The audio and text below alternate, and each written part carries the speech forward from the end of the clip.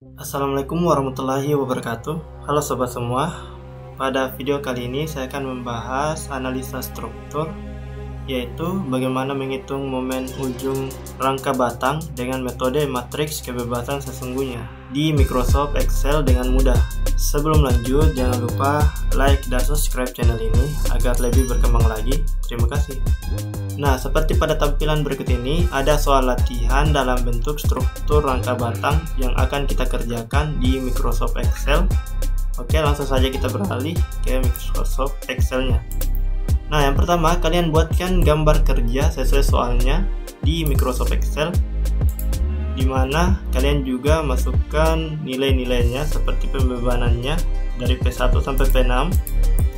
Selanjutnya untuk sudutnya saya ambil di sini beta dan danma, di mana untuk sudut betanya itu 45 derajat dan sudut danmanya itu 35 derajat.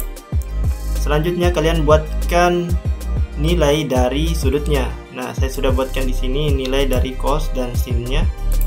Kalian buatkan nilai cos dari beta dan danmanya dan nilai sin betanya dan sin danmanya. Nah, selanjutnya kalian perhitungan panjang batang dan sudutnya. Nah, ini untuk nomor batangnya sudah ada saya buatkan. Nomor batangnya batang 1 sampai batang 13. Nah, untuk garis panjang batang garis dan tegaki itu, garis tegaki itu dia mengikut dengan jaraknya. Seperti batang 1 itu dia mengikut jaraknya jadi 3. Untuk batang 9 itu dia mengikut jaraknya 1.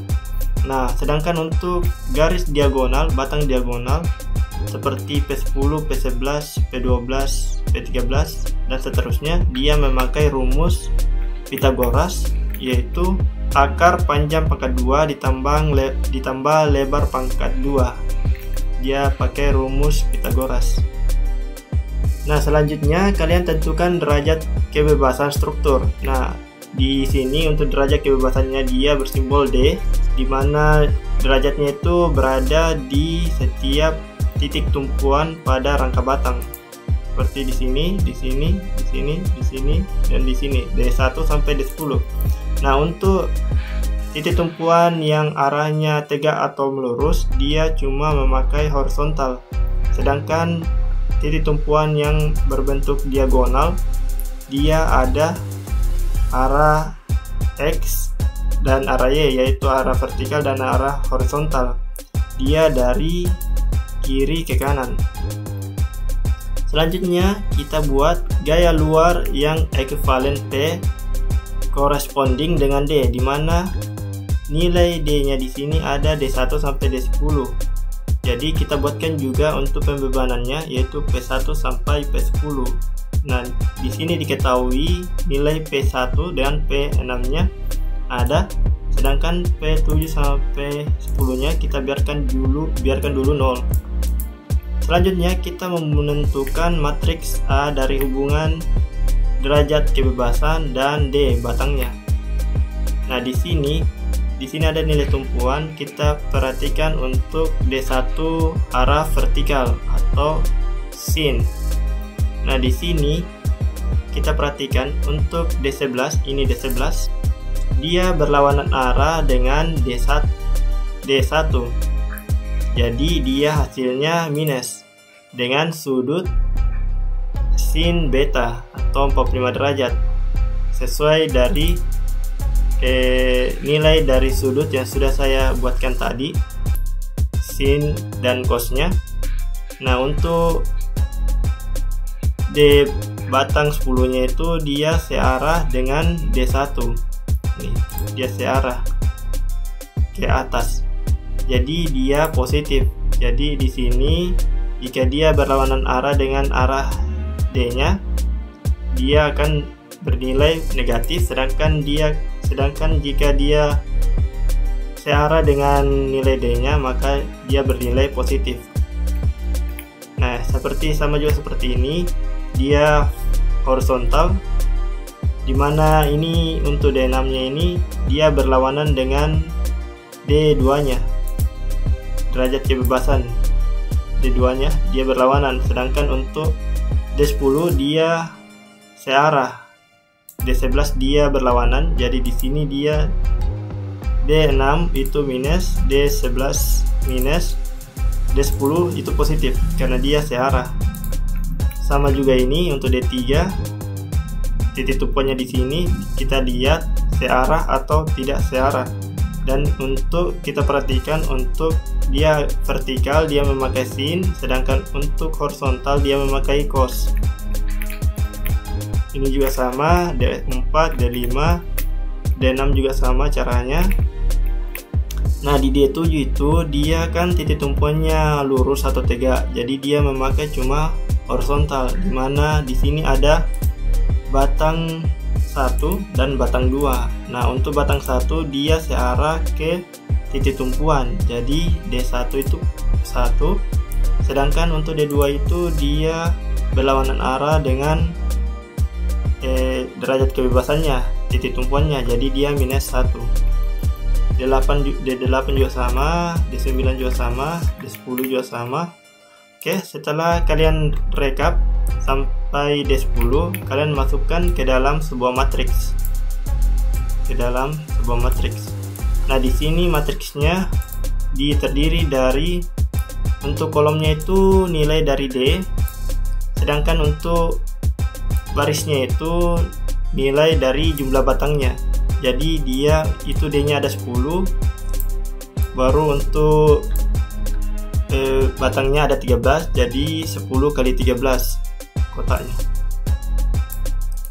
Nah setelah kalian masukkan ke dalam matriks, kalian lakukan lagi transpose, dimana transpose itu mengubah kolom jadi baris, baris menjadi kolom.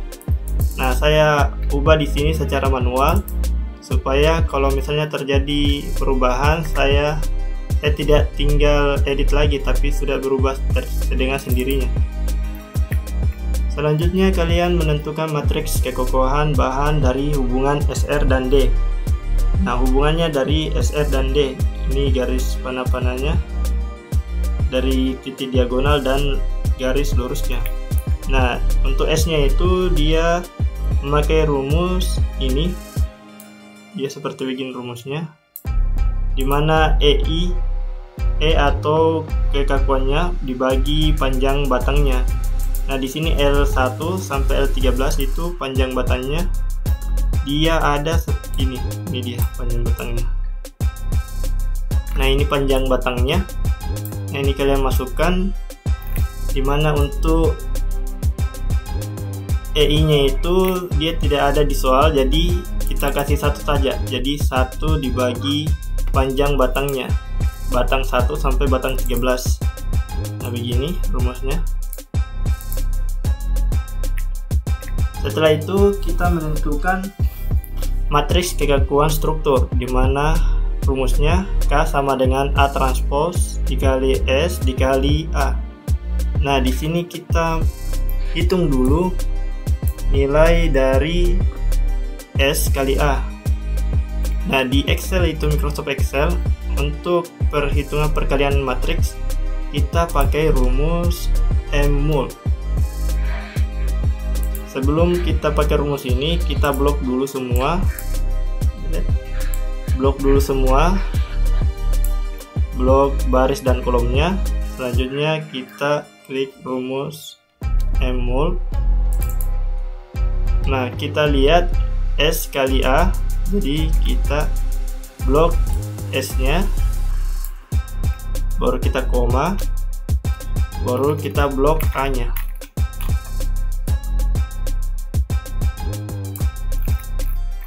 Nah selanjutnya kalian berikan tutup kurung, lalu kalian klik Ctrl Shift Enter. Nah sudah muncul. Nah selanjutnya untuk nilai K itu S kali A dikalikan A transpose, jadi kita blok lagi, blok dulu, blok, baru kita tuliskan rumus MMUL. Nah di sini kan sudah ada S kali A, jadi kita blok dulu A transpose-nya,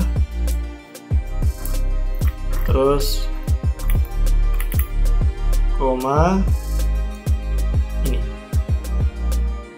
Baru kita tutup kurung, lalu kita klik Ctrl Shift Enter. Oke, sudah muncul. Nah, selanjutnya kita menentukan matriks K inverse-nya. Nah, ini K-nya, nilai K-nya ini kita inverse. Nah, untuk di Microsoft Excel itu ada rumusnya. Untuk inverse, kita blok dulu sesuai kolom dan barisnya. Terus kita tuliskan M inverse. Nah, inverse, kalian blok ini nilai K-nya. Lalu kalian beri tutup kurung, lalu klik Ctrl Shift Enter. Nah, sudah muncul. Nah, di sini kita tentukan lagi nilai matriksnya D, di mana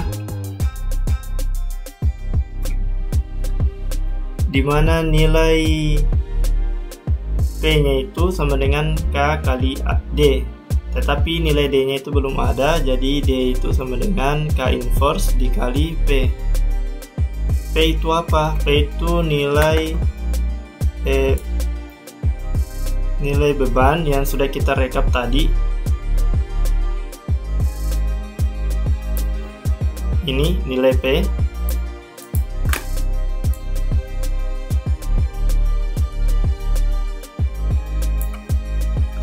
Nah, kita blok dulu.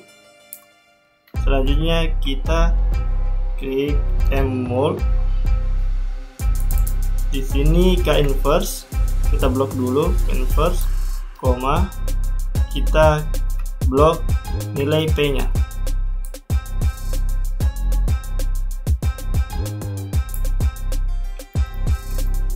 Nah, ini kita blok.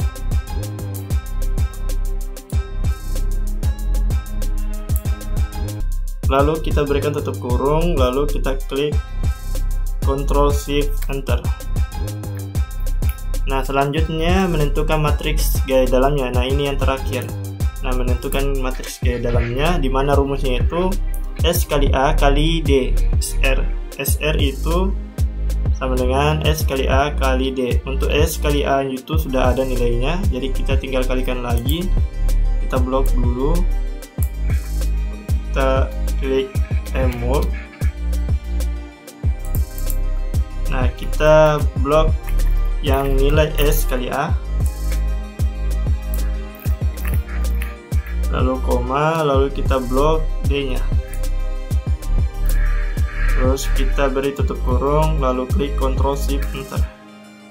Nah, ini dia nilainya, sudah ada untuk nilai SR1 sampai SR13. Nah, dia begini bentuknya, dimana untuk nilai positif itu berarti dia tarik, sedangkan untuk nilai negatif itu dia tekan. Nah, di sini SR5 itu 0 karena dia tegak. Jika dia tegak ini dia memiliki nilainya 0. Nah, begini nilainya. Nah, begitulah cara membuat atau mengerjakannya di Microsoft Excel.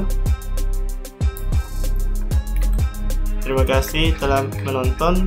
Lebih dan kurangnya mohon dimaafkan. Wabillahi taufiq wal hidayah. Wassalamualaikum warahmatullahi wabarakatuh.